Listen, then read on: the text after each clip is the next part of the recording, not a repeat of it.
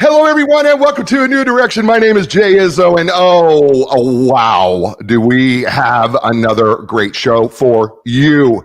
I am telling you what, listen, we talk a lot about leadership on the show because this show is, a new direction. It helps you find leadership, success in your life, your career, your business, right? This book today is going to accomplish all of that. Okay. It's rare that I can find a book that does, leadership, success, life, career, business. This book does. It's called Positive Influence, the leader who helps people become their best self. That should be you.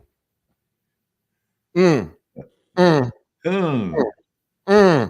should be you. You should be asking yourself a question. I don't care if you got a C, as in C-suite before your name. Or if you are, working with your hands somewhere and you're constructing things, you are a leader. We all are. We influence somebody. I promise you that you do. And you want to be the best leader that you can, but what you want to be is a positive influence leader. Well, my guest this week, Glenn Parker, who's co-author of this book, Positive Influence, is going to be joining me today. We're going to get right to him. But before we do that, let's do what we do every week, right? If you've never joined us on the show, and by the way, if you're watching us on DBTV all over the world, right? By the way, it's, if you're watching us, it's DBTV, it's Delta Bravo TV. So if you are watching us, thank you for doing that, listening to us by podcast. Thank you if you're live streaming with us right now. Listen, you can ask your questions live right to the show. You just type them in and we'll go from there. Here's the deal. We are four-part people. We're physical, mental, emotional, spiritual people. And we need to be working on ourselves every single day because we are never static. If we're not growing, we're dying. That's just the truth. I'm sorry. We just don't stay the same. So we need to be an active participant in our growth in these four areas. So I want you to evaluate yourself in a scale of 1 to 10, 5 being average in each of these areas. So like, for instance, the physical, how would you rate yourself in terms of eating right, getting enough exercise, getting enough water, getting enough sleep? How would you evaluate yourself? Now, listen, the number that you give yourself is not important. That's your starting point. So if you're a 2.5, that's okay. That's okay. That's where you're going to start to be better. Okay. So whatever that number is, that's your number. Good for you. There's your first number. Second number is the mental intellectual number, right?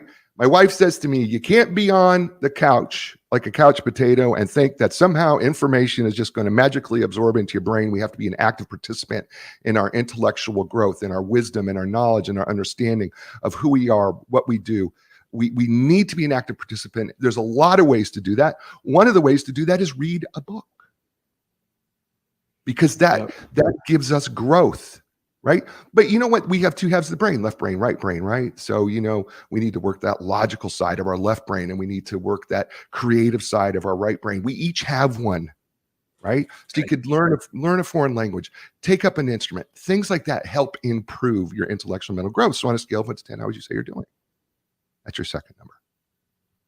Third number is the emotional number. And I make it really simple because we talk about, Daniel Goleman has written so much on emotional quotients and emotional intelligence. We've seen that all over, right? I'll make it really simple. It comes down to two things. One, how well are you able to control your emotions under stress and pressure? And then secondly, and this is important to be a positive influence leader, how well are you able to tap into and really understand the emotions of another person? Mm-hmm. If you were to put those two together, what score would you give you? Okay, that's your third number. And then your fourth number. That's a spiritual number. And I know some of you are going to go, well, I'm really not all that spiritual. I'm not a spiritual person. Well, we're all spiritual, right? I mean, if you remove the physical, the mental, emotional, what do you have left? Well, we have the spirit, the human spirit exists, but we live by faith every day. When you put the button on your car, you believe it's going to start. When you sip the coffee, you believe it's not poisonous. When you see the sign that says walk, you believe that cars are not going to go right across the street and run you over. We live by faith every day. You've made plans for the future that you believe are going to happen. It is faith. But then there's another part of it, and that is what brings you back to centeredness? What brings you back to hope, to joy in the midst of chaos? Is it God? Is it meditation? Is it nature? Is it something else? And is it working? So on a scale of 1 to 10, how would you rate yourself spiritually? Those 4 numbers are like the air in the tires of your car. If one of those areas is too low, what happens, right? The car's going to veer. It's not going to drive right. It's harder to drive. If all 4 tires are low, over time, what happens is you'll damage the vehicle. So what we want to do is bring the tires up to the right height. And speaking of someone who does that, his name is Glenn M. Parker. He is an internationally recognized workshop facilitator, organizational consultant, and conference speaker in the area of teamwork, collaboration, and team meetings. He's the author of 16 books, including the bestsellers Cross-Functional Teams, Working with Allies, Enemies and Other Strangers, and Team Players and Teamwork, New Strategies for Developing Successful Collaboration. He's Glenn's widely used instrument, the Parker Team Player Survey, which is, by the way, in this book, has sold more than 1 million copies and has seminal work on team player styles, was featured in a best-selling CRM video. He's been a consultant for more than 40 years. He's helped create high-performing teams at hundreds of organizations, including Novartis, Merck & Company, Bristol-Myers Squibb, Phillips Van Heusen, Delcordia, U.S. Coast Guard. Where hasn't he been? That's really the point. So ladies and gentlemen, please welcome to the show, and welcome for the first time ever to a new direction, Glenn Parker. Glenn, welcome to the show. Thank you very much, Jay. Looking forward to the conversation. Yeah, well, this is going to be a lot of fun. You approached me. You approached me. You wrote me right before the show. You said, I would like to start this way, right? And so typically I jump right into the book and we just start rolling out, but that's not what you wanted to do. What you wanted to do is right away, who were the people that influenced you? Who were the positive influence leaders on your life? So I guess we're going to do this back to back. So you're going to share your stories and then I'll share mine. And so who were those people who were positive influential leaders and what did they do? So let me tell you about a gentleman. Take you back many years to when I was a very young man, just out of graduate school. My first job, my first boss, my first performance appraisal. This is where we are. So I take you to that scenario. My first boss, Larry, and so we're in the performance appraisal. And things are going quite well. He thinks I've done a good job, and I'm very pleased with that. And I've prepared for this event because I had never done it before. And so, by the way, I should tell you that while he thought I had done a good job, it was pretty boring work, Jay. Basically, what I did is I did research and wrote reports. This was in the pre-Google era. So you had to actually look up stuff, get a book, Yeah.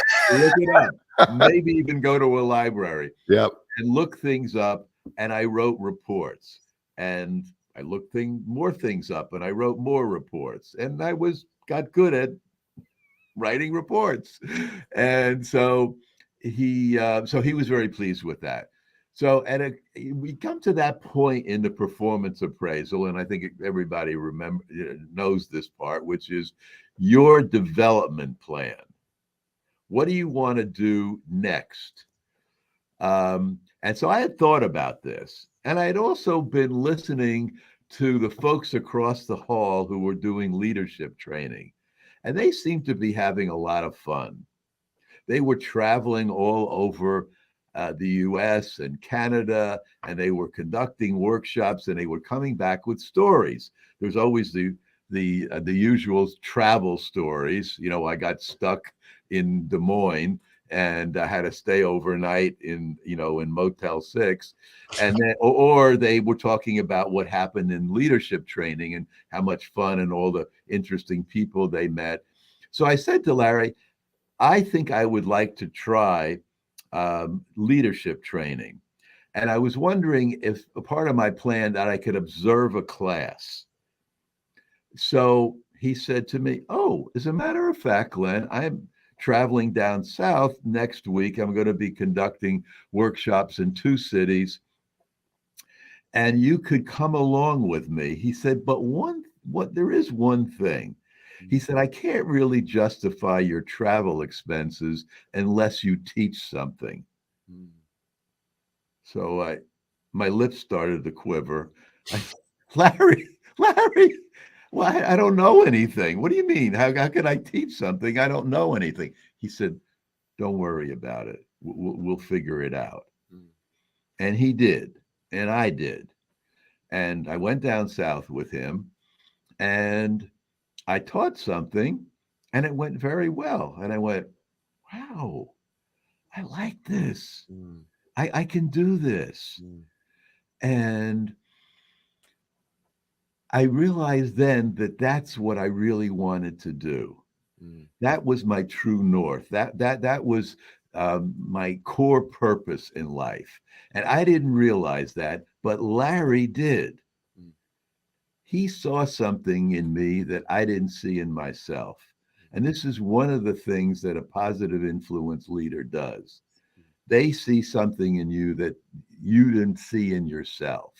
Now, the other thing is that and this is another characteristic of a positive influence leader, is he positioned me for success. Mm. Now, what he could have done was say, oh, you know what?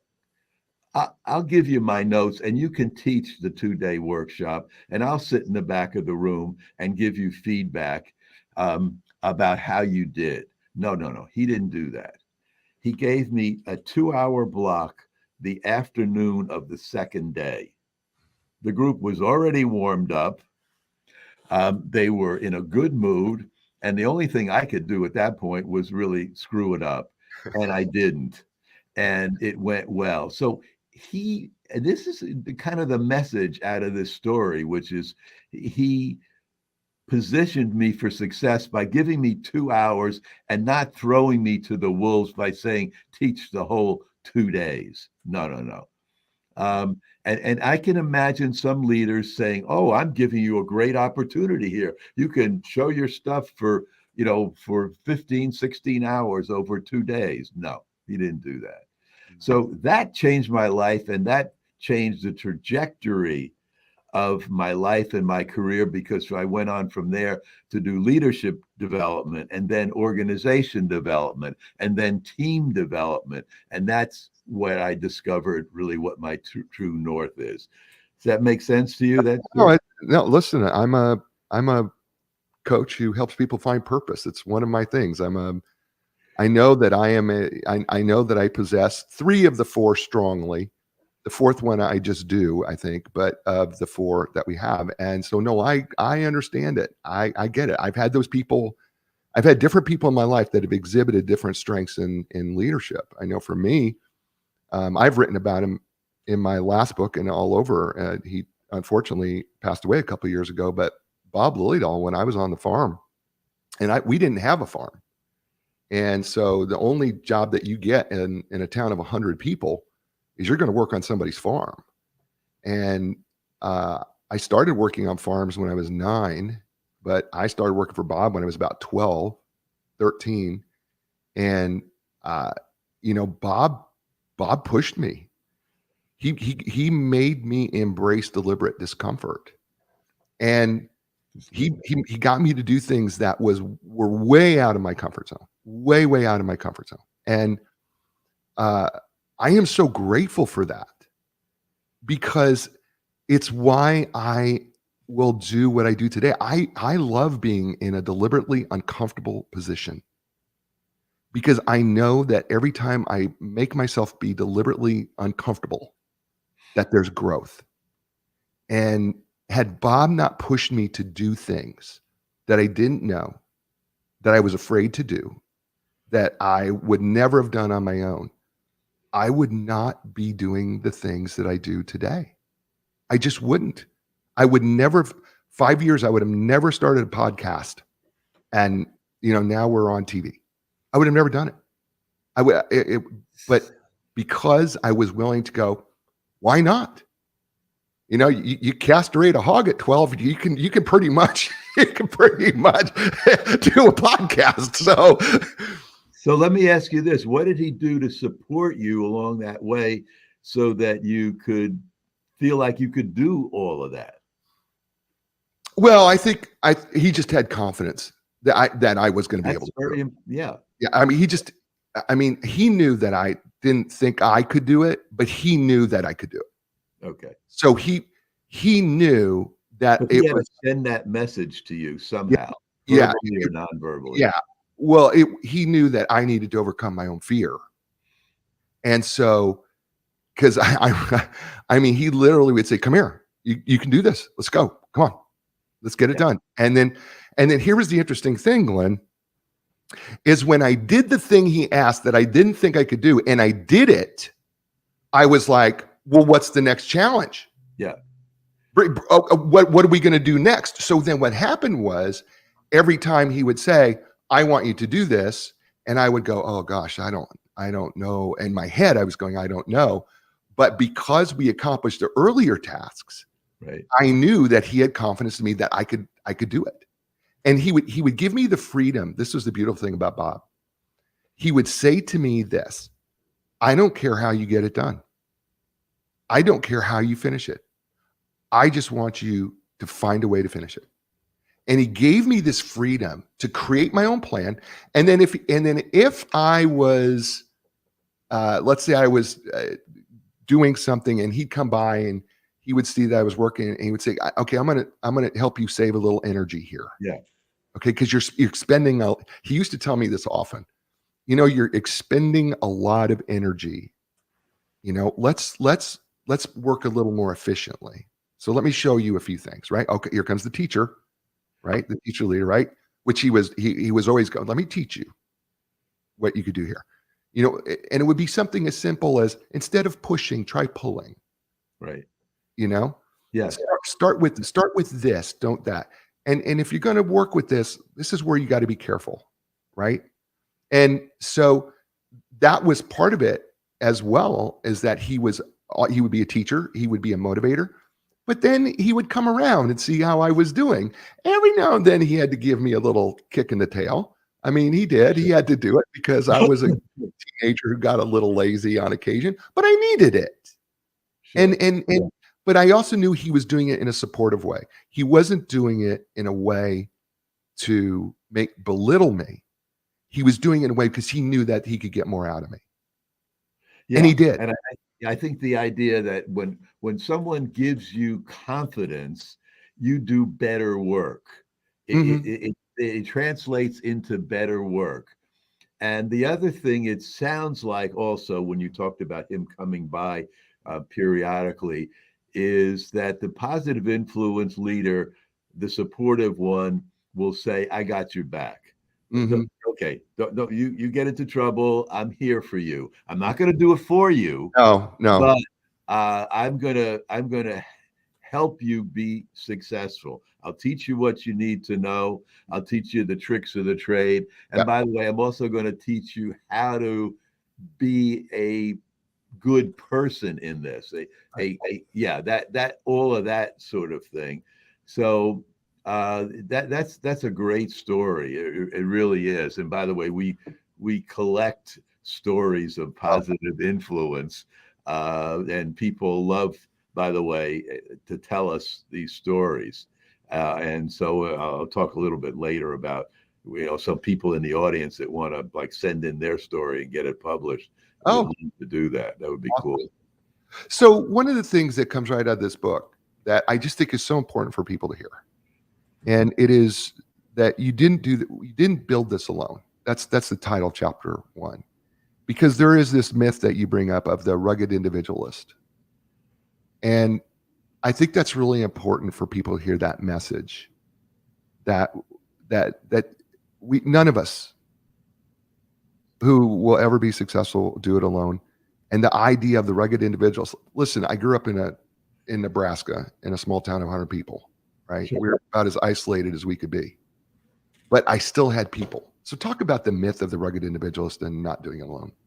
Yeah, no, I think by definition, the myth is a myth. It's even in the days of the old West, where it was a real manly thing to do, to go out and conquer the West, conquer land. We could all be like John Wayne, coming into town and cleaning up the place, and maybe getting a little piece of land and starting a farm or a cattle ranch, and it seemed like it was just one person doing all this, and it never was. It never was. That you needed the support of other people, and many times it was members of your family, just like you were talking about. You got work, and so members of the family worked the farm, and there was we used to hear about the stories of barn raising. You needed to have a barn on your ranch. Folks came around to help you build that barn, and it was an event, and everybody felt like they were part of something. So this whole mythology, and it was also the of early America that said, they built this. Now, they didn't build the railroad themselves. I'm sorry. And there was there's a whole lot of folks that helped build that railroad and were not paid particularly well to do it or treated very well.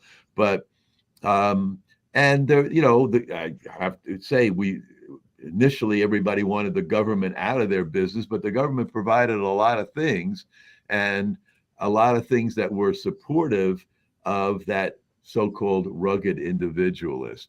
It's a nice story. It makes for good, Zane Grey novels, but also it's makes for good movies as well. Is that the lone stranger that can do anything and does do everything, and we perpetuated a lot of that myth because it's probably makes for better theater than anything else. So his name is Glenn Parker. He's co-author of the book Positive Influence: Leader Who Helps People Become Their Best Self.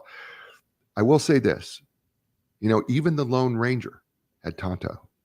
yes. You know what? We're going to come back. We're going to talk about what kind of a influential leader are you? You're listening to him here on A New Direction. Hey, folks, whether you're recovering from an injury, surgery, suffering from everyday aches and pains, having difficulty performing activities, or maybe you're an athlete, even a professional athlete, just looking to improve how you move and feel. Listen, the people at Epic Physical Therapy are going to provide a tailored program specifically for you. So when you're ready for epic relief, your epic recovery, your epic results, don't look any further. Go to epicpt.com. That's EPICPT.com. And Linda Craft Team Realtors, for more than 38 years, they have been helping people all over the world transition in life. And you go, whoa, wait, I thought they were a real estate company. They are. But think about it. Every place you've ever lived has been a transition in life, right? So when you think about it, right, what they have done over the course of the 38 plus years they've been in existence, they have helped people take the stress out of that move. They've helped people make it easier for them to make that transition. They would love to help you. So listen, when you are ready to make your transition in life, whether that be selling your home or buying your home, start with Linda Craft Team Realtors. That's lindacraft.com. That's LINDACRAFT.com. And we're back here on A New Direction with Glenn Parker and his book that he co-wrote with Michael Parker, Positive Influence: Leader Who Helps People Become Their Best Self. I noticed you were smiling during the commercial break there, Glenn. I love that when I see my guests smile when I'm doing my little promos there, which I'm very grateful for them. So let's talk about these four types of positive influence leaders. Because I think what I got out of this, Glenn, was, first of all, I was trying to identify, as you were describing them, which one am I most predominant? You have the test in the back of the book, the Parker test that you could take to evaluate your leadership style. And then I was also looking at, I was also thinking about which people in my life were stronger in each one of those. And then I had a question that I'm going to have you answer after you describe these, because the question I'm going to have after you describe this is, from a psychological professional's standpoint, are these areas that I can work on and improve? right? That's going to be the question at the end of this. Sure. Right. So the 4 types of positive influence leaders. Let's talk about the supportive positive influence leader. Who is that person? What do they look like? And how do we identify them? So, Jay, let me take a quick step back just for Sure. context. So, Michael and I, by the way, Michael is my son. Okay. We went into this looking for a profile of a positive influence leader. What would that look like? A job description, what a role description, and that's kind of the general way we went into it. We went into it with a set of questions that we asked everybody, and it was very diverse group of people that we talked to. And as we're going through this, we find that there's no clear definition of a positive influence leader, that there are many ways that you can be a positive influence leader, all of them helpful, but different. And so out of that, we came to this idea that there would be 4 different types. And people could be a positive influence leader, very, very successful at it, top of organizations using any one of these 4 styles. So we took the data, and we talk about the research that we do as sort of bottoms up. We collect all this information, and then we kind of take a look at it. And sounds a little pretentious, but as you know, sometimes people say, well, the data spoke to me. Well, it didn't exactly speak to me. But we looked at it and said, this kind of goes here and this kind of goes here. And so we ended up with these 4 buckets, 4 types, or 4 styles. And I had worked a lot with styles, and because years ago you mentioned a book, Team Players and Teamwork. It was the first book that I wrote in 1990. And by the way, people are amazingly are still using this book, and particularly the survey, because out of that I was looking for a profile of a team player, because there was only one definition of a team player in those days, and that was negative. Jay, why aren't you being more of a team player? Meaning, why aren't you being more like us? Oh, we still hear it. Embarrassing questions. Why are you asking, what research have you done? Right. Why are you asking about what markets there are for this product? No. So we found that there were positive definitions of team player. But let me go back to your question.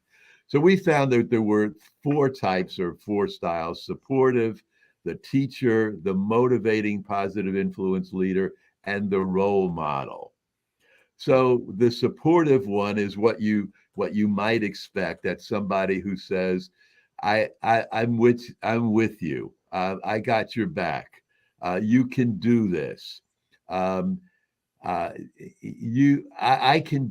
with you if you need help. I will back you up. Pretty much like the story that you told about working on the farm. If you need me, I'm here. I'm just like over there, and you can find me pretty easily if you need me, but I'm not going to do it for you. No. You're going to learn to do this. For example, a woman that we interviewed, she's a doctor. She's a medical, a radiation oncologist.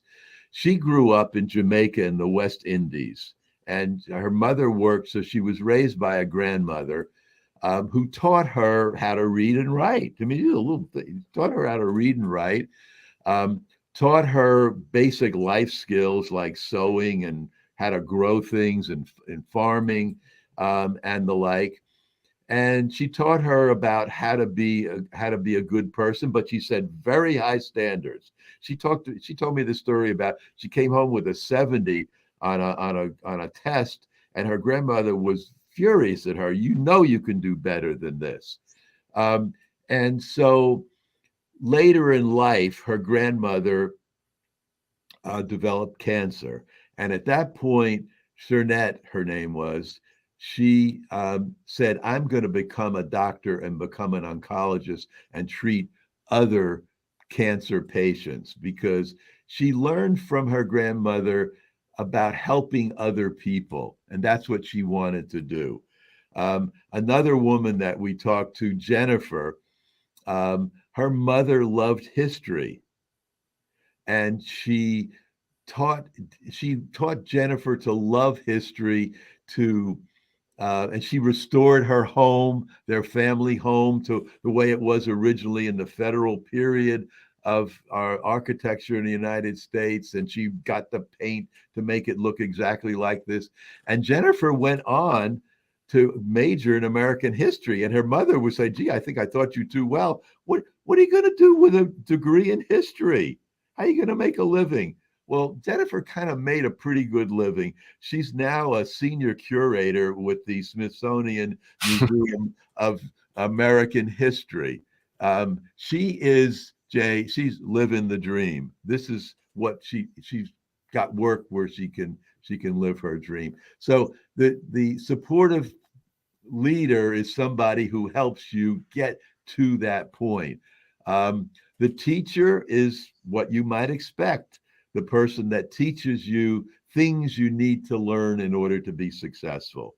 It can be skills and knowledge that they give you, but it can be values.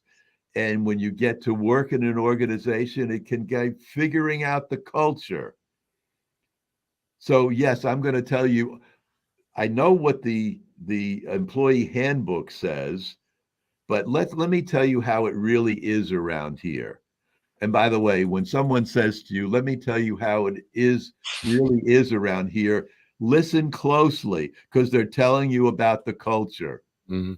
The manual says this is how you get a report printed and distributed, but go down to the basement and talk to Joe, because that's how you really get something done in this organization. So yeah, so the teacher might have the title, might actually carry the title of the teacher. For example, my mother was a teacher, and she taught me. She taught me to love learning. She taught me to love reading. And so, but sometimes, like for example, a woman that we interviewed, who was a teacher herself, went back to school to become a teacher. She met Dr. Carlson in graduate school when she went back to get a master's in education. And he inspired her to be not only just a teacher, but to be a great teacher. He taught her the skills, how to manage a classroom, but he taught her, like, I want to be great. And Leslie turned out to be pretty great, because a few years ago, she's a teacher in New York City public schools. They have a competition for the teacher of the year.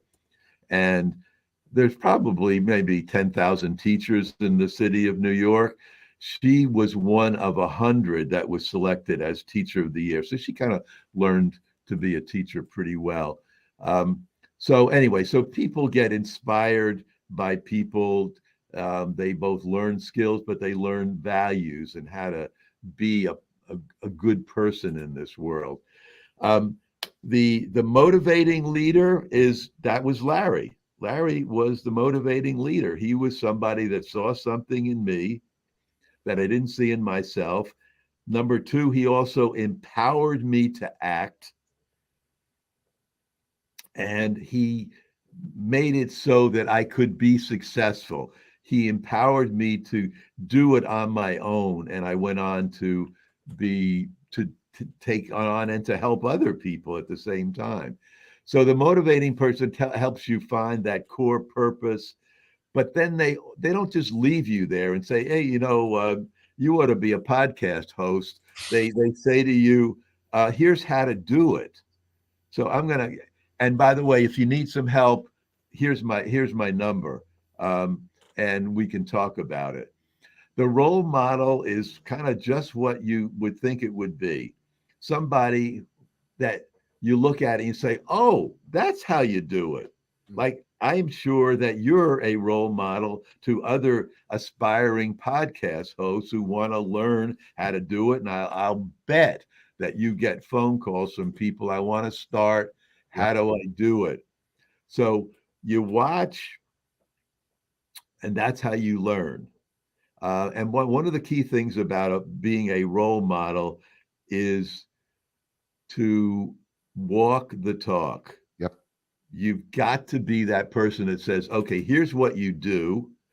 You know, in order to be a good podcast host, you have to be a good listener. You've got to ask a question and then shut up and let the guest answer. And if you do, if you're the one that says, "Oh, and now I have to tell you how I feel about this," and you're taking up a lot of the oxygen in the room, not a good role model.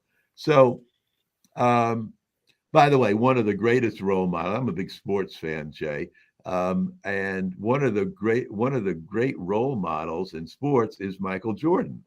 Now, the people that looked to Michael Jordan and said he's my role model, the ones that didn't really get it were the ones that were trying to copy his jump shot. The ones who got it were the ones that copied his work ethic. The work ethic of first in the gym in the morning and last to leave at night, and who said I need to always be getting better at what I do. And in fact, LeBron James said this about Michael Jordan. He said the great thing about him was he was not afraid of failure. Was he had so many opportunities to take the last shot in the game and win the game, and he did it many times. But Michael Jordan has said this very often. He said, I missed more than I took, or I missed more than I made, but he was not afraid to do it. And he became a great role model to a generation of basketball players, and I think to some extent he probably still is. So that's the that's kind of the role model. And we many examples where people told us at work, I used to watch my boss Richard, and I would hear I would watch what he would say and how he would treat people, and I learned from that. But I also learned that he not only, when I watched what he did, it matched what he said he was going to do. So if you're going to say, we're very customer focused in this organization, I better hear you talking to customers in a way that indicates that's how we roll in this organization. So I get wound up. It's great. That's exactly what I'm looking for.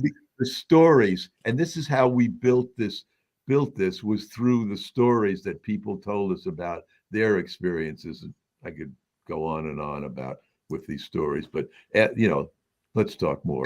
No, that's exactly what I was looking for, and I knew that you were going to do that because the book has one story after another that really emphasizes some of the subtle characteristics of each of these leadership styles and types, which I thought was awesome. But then, the question for me then became, all right, so, like I immediately recognized that as a coach, right? I recognize that I am motivational because I speak around the country. And so, but I'm motivational and I'm a teacher, but I'm also supportive. And you're right. I do have a role model piece because I do get often asked and have helped a number of people say, hey, I want to get into this business, whether it be coaching or speaking or even doing this type of thing, which is a love for me as well. But then I'll interrupt you because you know what? That what you just described there is one of the key characteristics also of a positive influence leader. They pay it forward. People are always coming and saying, and you're always giving back. You're always paying it forward. You benefited, and now we're paying it forward. But anyway. Well, you have to. Yes. I feel like you have to, because I feel like I've been given, first of all, I feel like the gifts, talents, and abilities that I have been given to me. Yes. And they're gifts, which means I am not to hoard them, I'm to give them back. Right? So who am I? Right. To hold on to them. The question I have for you and your son, Michael, and even though he's not here, is can we develop these types, or are they more naturally given? So like, do I have a natural inclination towards, say, being a motivator, and I have to work a little harder at maybe being a teacher? I mean, how does that work? Yeah, I think that's actually a good way of saying it. We all have some natural tendencies. And so for people, they have usually have a primary style. Mhm. This is their go-to leadership style. And so it may be being a teacher. Mhm. But and this is one of the key things, and you know from your background in psychology, this is Jungian psychology, the four Mhm. psychological types, right? Right. Yeah. And that's what all this style and type is based on, is that while you have a primary style, you have the ability, and this is a key message, you have the ability to use the strengths of the other three styles as well. But you may have to work on that in order to bring them up. And can I change and can I develop? The answer is squarely yes. Mhm. And that's what the really effective leader does. They're constantly working on how do I get better at this? And one way to start, as you suggest, is at the back of the book, there is a survey, an instrument that you fill out and you get a score on what is your primary. Many people have a single primary style, but you get a score for all four. And what that tells you is I have strengths in all four of those areas. One is just or two may be used more than the others.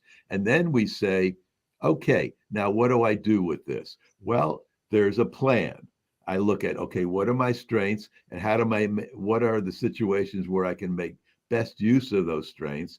What are the areas, I'll use a crude term, weaknesses now that I have, areas that I don't use as frequently or as often or as effectively? And how do I get better at that? At being more of a role model, for example, if that's something that I want to work on. So you plan your development, and the data from the survey gives you a starting point. And the other thing that it is not in the book, but the publisher has published a 360 version of it so that you can give it to colleagues, people that you work with. They fill it out on you about what their perception is of you. So you take that data, put it with the data of your own self-assessment and say, okay, how do I take these data and use it to develop a more specific plan? From now on, I'm going to do this, and this, and stop doing this because it's working against, because that's how you get from the 360 feedback from colleagues. They will tell you you're doing too much of this. You stop teaching us so much and let us learn some of this on our own. Beautiful. His name is Glenn Parker, co-author of the book Positive Influence Leader Who Helps People Become Their Best Self. And you're already better just watching this show. I'm telling you, you are. We're going to be right back right after this. Hey, folks, Epic Physical Therapy Facility offers the most advanced top-of-the-line equipment like the Alter G anti-gravity treadmill, the Normatec compression sleeves, the Game Ready, which is my favorite, ice compression all at the same time. They're trained and certified in the most comprehensive cutting-edge treatments available. Things like blood flow restriction therapy, dry needling, cupping. It's just a few. Listen, when you're ready for your epic relief, your epic recovery, your epic results, don't look any further. Go to epicpt.com. And Linda Craft Team Realtors, more than 38 years, have been helping people all over the world. They're independently owned and operated, unaffiliated with a national company. So what happens is they have made relationships all over the world with the best real estate professional in your area. So when you want to find the best real estate professional who's not associated, because they don't have an affiliation, so they're going to find the best regardless of the company, right? Start with Linda Craft Team Realtors. It's really easy. It's lindacraft.com. It's LINDACRAFT.com. And we're back here on A New Direction with my friend Glenn Parker, a positive influence leader who helps people become their best self. Outstanding read. I'm just telling you, folks. And in the back here, Glenn was talking about the Parker Positive Influence Leader Survey self-assessment right there. You can see it in the view screen. And it's a fabulous assessment. I'm a big fan, of course, the Young typology. and Myers-Briggs, and it's got a lot of similarities to that. Doesn't mean that these can't change, folks. It just means it can open up your eyes to areas that you need to work on. I think that's really the important thing that we want to take away from this, is that you can work. You can always be improved and better. That's what this show's about, improvement and getting better. And certainly that's what talking about. And this is where I want to finish this last segment, is talking about the positive influence leader. It seems to me that it's the person who is balanced between all four of these areas, is how I envision it. Is that a correct way to vision that? Yes. Yeah. The you might call them transformational. This is the person that, and Ken Blanchard said this years ago, a great leader needs to be situational. You come upon a situation with a team or with an individual. I'm meeting with Jay today, and so I know Jay, and I know what Jay needs, and I'm going to work with him using that strength of mine as a positive influence leader. I'm not going to force him to deal with what I think he should be able to deal with. It was an awkward sentence, but I think you got the point. we got it. You're supposed to be a writer, but the words don't come out right. It's different when you put it down on paper versus just right. speaking it, right? So, but yeah, so the positive influence leader is also situational. They use the strengths that are going to be effective with that person or with that team. And that's what makes the really great leader, the one who has that flexibility to move across those four styles in a way that will be effective for the person they're dealing with or for the team that they're dealing with. And that's what we all want to take away from this. One of the things you did do in this book, which I didn't know if we were going to get to it or not, but I'm glad we are. And that is, not everyone, I mean, my parents had some influence on me, but really it was the people I worked for who were not part of my family. It was these men on the farms that I worked for as an employee, as a young child, who they really inspired and they really pushed, and they taught me so many practical skills that I forget, to using a hammer to ply. I mean, I used to carry a pair of pliers on my hip because Bob did. Bob had a pair of pliers, and you didn't realize how often you needed them. But I bought my own little leather case because Bob had a leather case. I'll never forget that. I love it. I still have it, by the way. I still have the last one I purchased when I was a teenager. Are you wearing that right now? No, I'm not, but I do have it still to this day. Okay. It's a beautiful thing. But here's the thing that you did talk about, and I'm so glad that you did. Sometimes there were negative experiences. Yes. How did people talk about how people dealt with when they had a negative, because not everything was positive?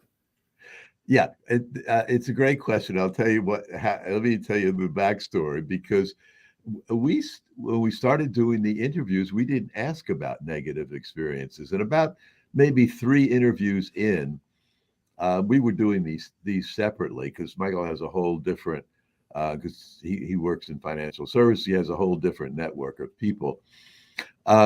Someone said to me, Glenn, you're asking me about positive influences, but I've got many more negative influences in my life. Would you like to hear about them? I said, yeah, I would. And then we changed the interview guide to include a question about negative influences and how did you cope with them?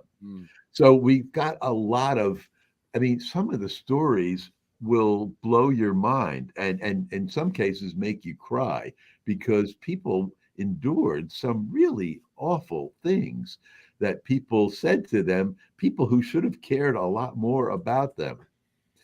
But so what happened is that so people had some negative, they would have a negative influence. And one of the coping strategies was to take it on as a challenge. You think I can't do this? Right. I'll show you. Yep. I'll show you. Yep.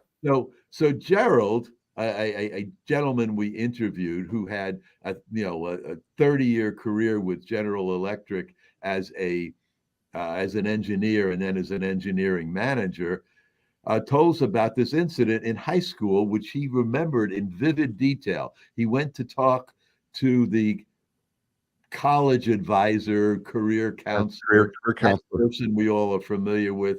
And he said, I want to go to college, study a double major in engineering and in management. And he got the look. If you're listening, I'm giving you the really, you are going to do that?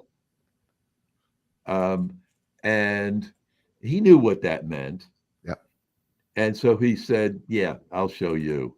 Yep. And he went to college and he got his engineering degree, and then he got a master's degree, and then he got a job with General Electric, which to them at that point was El Primo engineering company. And he went on to, and then became a consultant, and worked with a lot of other engineering organizations. I said to him, Jerry, did you ever go back to like a school reunion and say, something, say to the teacher, look, hey, look what happened. He said, no. He said, I didn't have to. I did it. Yeah. Up here. And I said to him, oh, by the way, I said, do you think that was that Jared, because you're African American, she didn't think you could do it because of that? He said, no, she was just bad at her job. Mm. Yeah.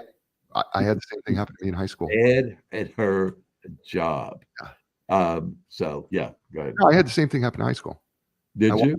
I wanted to go to college, and literally my advisor, the advisor that I had, said, I think you'd be better off going to trade school. Same. And then of course I proved him right my first semester by getting a 0.75 GPA. And then my dad said maybe you should go to trade school, and then that made me mad.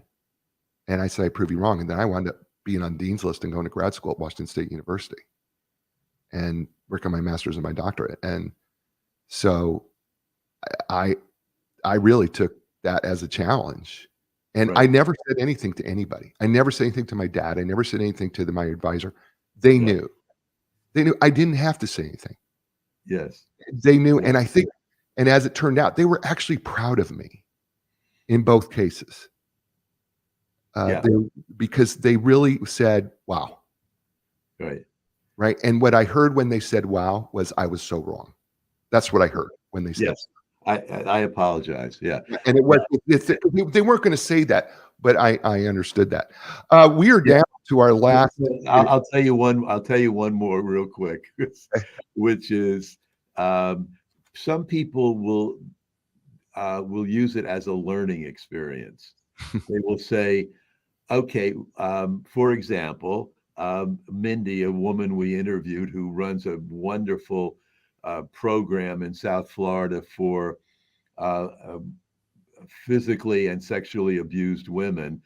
She got a job in a women's health clinic, which was something she really wanted to do. She wanted to learn it as a very young person with no experience. And the executive director of the agency was a horrible manager. She fostered conflict among staff.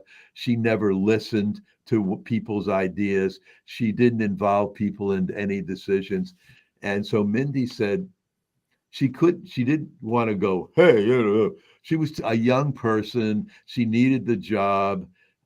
She just watched and learned. And she said, when I get my time, my shot, I'm going to do exactly the opposite. I'm going to use it as a learning experience about what not to do. Right. And a number of people did the very same thing. And she ended up starting this, as I said, this program in South Jersey, where she runs a wonderful program for women there, South Florida, excuse me.